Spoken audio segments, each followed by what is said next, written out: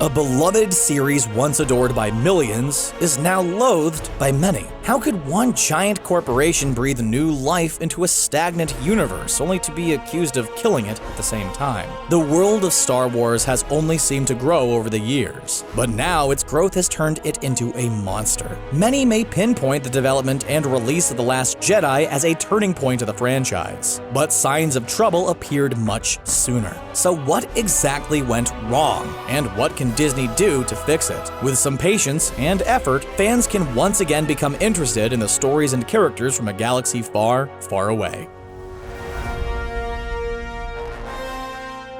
Never ever have fans been more angry and split than they were with The Last Jedi. The mere mention of the title will garner groans, eye rolls, and the endless debates we've heard over and over again for more than a year now. But how did we reach this point? We must first travel back to a long time ago, or around 6 years, give or take a few months. The year is 2012. Rumors have been swirling for a while, but many assuming Star Wars fans are still enjoying both trilogies and getting their new content fixed through novels, comics, or TV shows like The Clone Wars. And then the House of Mouse strikes down faster than a Death Star attack. Disney is purchasing Lucasfilm and the whole Star Wars franchise. It was a move people should have saw in the making. Disney had recently acquired Marvel, the Muppets, and were not only looking to expand their home entertainment options, but their amusement parks as well. Acquiring Star Wars was a smart business decision on Disney's part, but with the MCU just getting off the ground, the Star Wars fanbase in 2012 was a whole different beast to take on.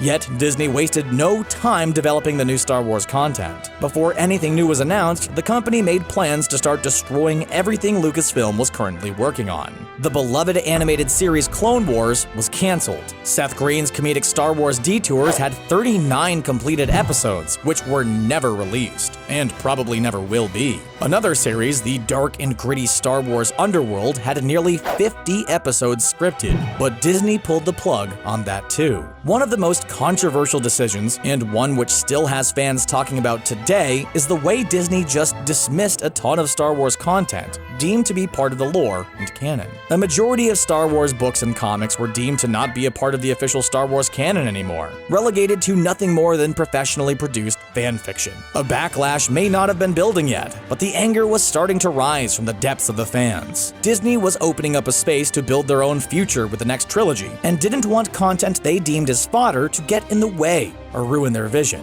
So, some of Disney's very first moves in the realm of Star Wars was to remove Star Wars content from fans who feasted on the content they could when the 6 live-action movies were just not enough. The move was bold, but Disney knew what they were doing as a major announcement quickly followed and would eclipse any of the cuts they previously made. Episode 7 was going into production.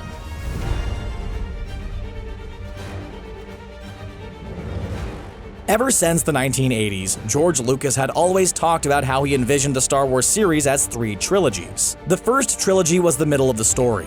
He produced the prequel trilogy starting in 1999, and now Disney would helm the highly anticipated trilogy, which followed the events of Return of the Jedi. Famed writer, director, and producer J.J. Abrams was on board to helm the film, bringing his love for everything Star Wars and sci-fi to the helm. With Lost, Super 8, and Star Trek under his belt, Abrams was one of the most creative minds in Hollywood. After months of hype and pre-production, fans learned the title of Episode 7, The Force Awakens. Abrams brought an old-school approach to the project. While Lucas's prequel films were filled with an abundance of CG characters, Abrams mixed the mediums well with CG, practical effects, and the rolling droid BB-8. With returning veterans like Mark Hamill as Luke Skywalker, Carrie Fisher as Princess Leia, and Harrison Ford as Han Solo, there was a lot to look forward to in the sequel. Newcomers like Daisy Ridley, John Boyega, and Adam Driver were set to join the ranks of the veterans. It seemed like Disney was on the right track to delivering the Star Wars content fans craved and wanted for now.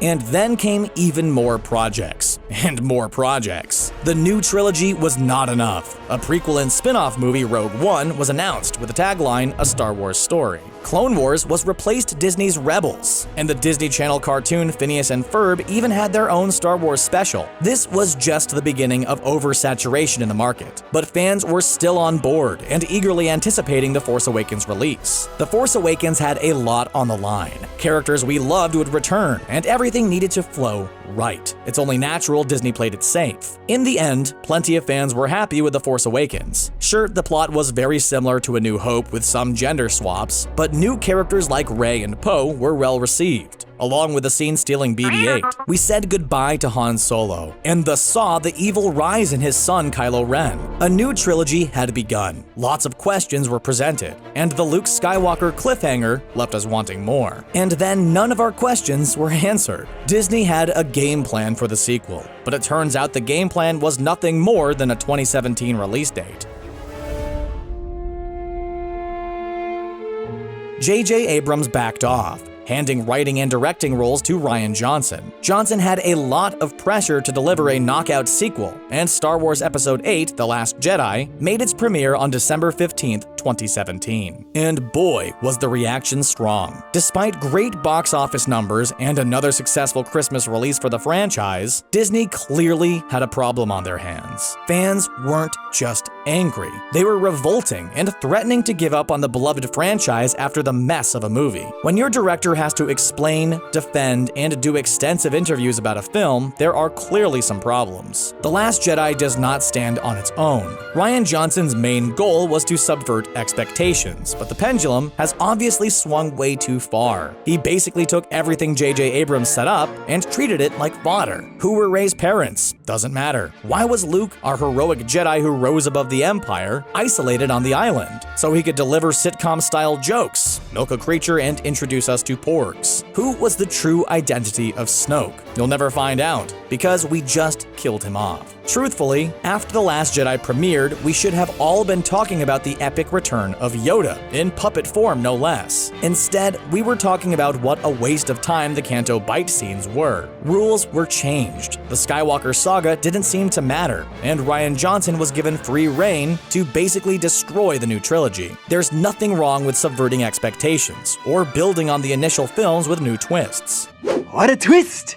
The Force Awakens was criticized for following too close of a blueprint as A New Hope, but there were still questions to answer. A direct sequel is not the place to subvert the canon that was just reintroduced. Taking well-known characters and having them do things we've never seen or expected is not subverting expectations. It's going completely against the lore and mythology of the Star Wars universe. Leia could have developed Force powers or showed some type of transition, but it was pretty jarring to see her flying through open space. If these things were done in The Force Awakens, then the modern-day universe could have been understood a little bit more. But J.J. Abrams showed us what the new universe was like, how characters acted, and presented mysteries that should have had proper answers. Rian Johnson basically hit the reset button on the reset button, and fans were not happy. But Disney and Lucasfilm like what Johnson did and how his vision played out. Despite the critics, and there were plenty of them, Rian is now taking control of a whole new trilogy, set in a different time and place than the Star Wars saga. This should have been something he did in the first place. His vision for a drastically different Star Wars would have fit better in a whole new trilogy,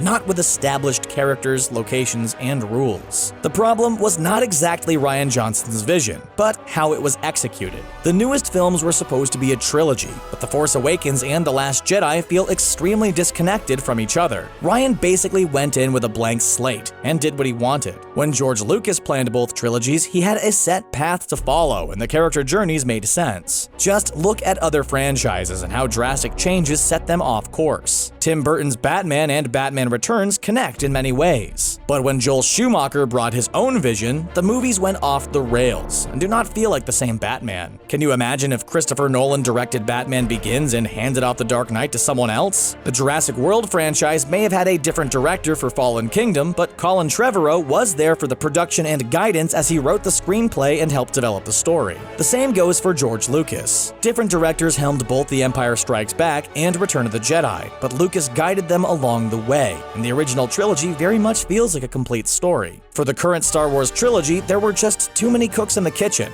and then they made Rian Johnson the head cook for just one movie, and things kind of became a big mess. Disney should have followed the same game plan as their other giant franchise, the Marvel Cinematic Universe. They have a ton of different directors, writers, and far more films than Star Wars, but it is all under tight control by Kevin Feige. Lucasfilm's Kathleen Kennedy let too many others take control without honing in ideas and presenting a clear narrative structure. Disney didn't have a plan in place, didn't have an endgame, and kind of just let the story unfold like an unhinged reality show. Of course, the results and fan reaction was not what Disney expected. While the backlash against Disney and The Last Jedi may seem like something the Star Wars franchise has never dealt with before, it's actually nothing new. The harsh criticism and fan outrage has been seen before, just under different circumstances. After the darkness and epic conclusion to The Empire Strikes Back, fans felt a little underwhelmed with Return of the Jedi, the goofy nature of the Ewoks. Then there's the prequel trilogy, and more specifically Jar Jar Binks. Besides the bad acting, stale writing, and overuse of CG effects, no one took the brunt of the prequel trilogy criticism more than Jar Jar Binks. The character was annoying, filled with slapstick comedy, and quickly became the target for Star Wars-related jokes. The main problem with Jar Jar Binks? The children who grew up watching and loving Star Wars were now much older, and the character of Jar Jar Binks didn't appeal to them. But that George Lucas's point. The Ewoks, Jar Jar Binks, and the modern-day Porg were not created to appease the mature Star Wars fans. These characters are made for the main Star Wars audiences, younger children. The same fans who jeered at Jar Jar were waking up Saturday mornings and watching Ewok cartoons. The generational shift is something longtime franchises have always had to deal with. Old school wrestling fans who once laughed at hijinks of Doink or the Bushwhackers rolled their eyes at newer generation stars. As The Simpsons fans grew more mature, the comedy remained the same, and the audiences left. The key point is that even though the original fans get older, the demographics for Star Wars, the WWE, or even The Simpsons do not change. The content cannot cater to the same generation as newer and younger generations discover these franchises. Not only are the Star Wars movies catered towards young children, but so is the merchandise. Even if the collector's fandom has grown over the years, the majority of toys and products are catered towards children, and being played with by children, exactly how George Lucas intended.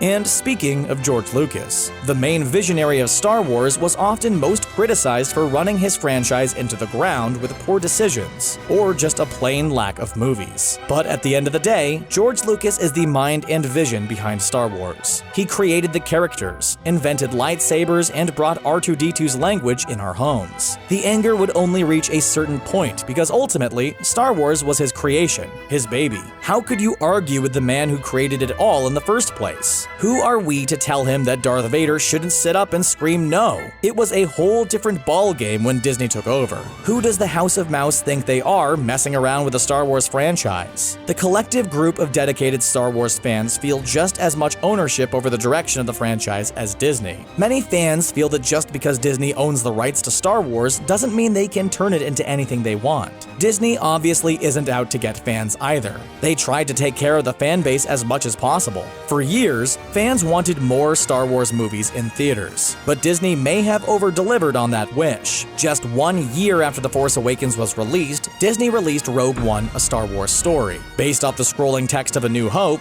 the film follows a group of rebels as they attempt to steal the plans for the Death Star. Despite multiple character deaths and a lack of known characters, fans enjoying a refreshing take on the Star Wars universe. The Darth Vader attack scene also helped a lot as well. Fast forward another year and The Last Jedi is hitting theaters. And we cannot forget that between each film are countless teasers, trailers, interviews, merchandise releases, and fan theories. Then Disney threw us a curveball. While fans were still reeling over The Last Jedi, Solo: A Star Wars Story was set to premiere in May 2018. The film was a prequel with Alden Ehrenreich playing a young version of Han Solo. Just 5 months after The Last Jedi came out, Solo got a lot of undeserved criticism before the movie was even released. It doesn't help that Solo went through its own behind-the-scenes drama, as Ron Howard stepped in the director's chair after Phil Lord and Christopher Miller left due to creative differences. Either way, The Last Jedi left a bad taste in the fandom's mouth, and Solo suffered because of it. No matter how entertaining you thought the movie was, box office numbers were pretty disappointing and led to Disney completely reevaluating the spin-off films altogether. So why wasn't there this kind of panic and shifting of positions when The Phantom Menace began losing fans? And Jar Jar Binks was a worldwide joke. Simple. The rise of the internet.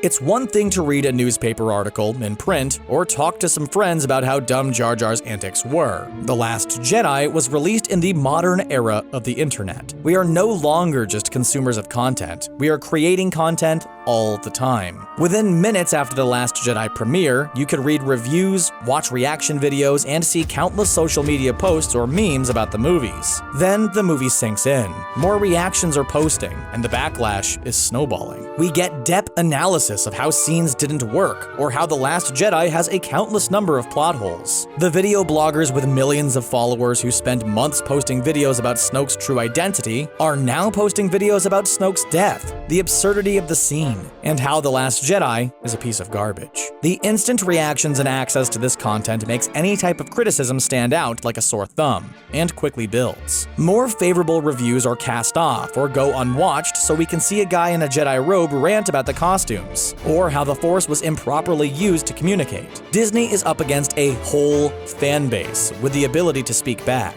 and there's nothing they can do about it. After The Last Jedi and Solo: A Star Wars Story were disappointing, for completely different reasons, Disney tried to go back to the drawing board to make things right again. But is it too little, too late?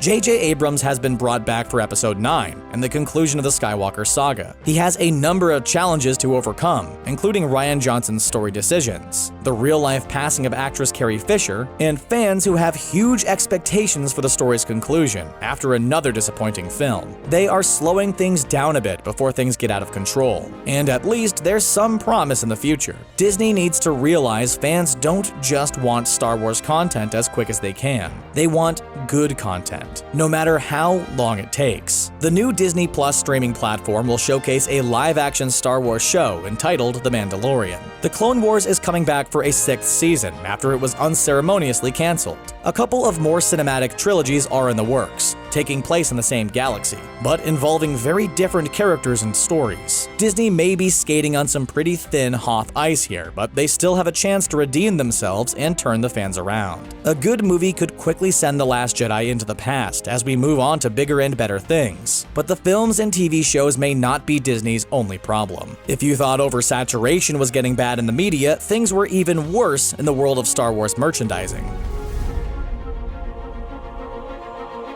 In the months leading up to The Force Awakens, Star Wars merchandise went into full throttle. September 4th, 2015 was dubbed Force Friday and included a huge onslaught of new products for the upcoming movie. The event and release of products in itself was nothing new for Star Wars movies. Toys almost became the backbone of these films, but the Disney connections started becoming a little too much. There was Mickey dressed as Darth Vader, Miss Piggy as Princess Leia, and Pixar's Cars redesigned as beloved Star Wars characters. Walt Disney World is planning a whole Star Wars section. There are all kinds of food tie-ins, and you can even own boxes of Star Wars tissues. Star Wars was not just overfilling our movie theaters, but you couldn't escape the franchise in the store as well. The toy aisle has gone way beyond just the classic figures. There are multiple types of lightsabers, collectibles ranging from Funko Pops, and who can forget the Chewbacca-themed Furby doll? With so much market saturation, it's hard to get excited about new releases, and the next thing you know, the toy clearance bin is filled with Rogue One action figures, when coveted Star Wars figures used to be swooped up all the time. If there's one successful branch of the Star Wars merchandising, it would have to be LEGO Star Wars. The brand has differentiated itself from all other Star Wars products and has a whole life of its own. Along with all types of building sets, the LEGO Star Wars franchise includes movies, books, and all types of video games. The themes perfectly encompass the Star Wars universe, honoring its legacy while providing tongue-in-cheek humor for both younger and older fans to enjoy. Besides the LEGO franchise, Disney should take a step back with their Star Wars merchandise. Just like 2015's Force Friday, the release of new Star Wars toys used to feel like a huge event. Now it's every day, and the ability to find most toys has become easy nature.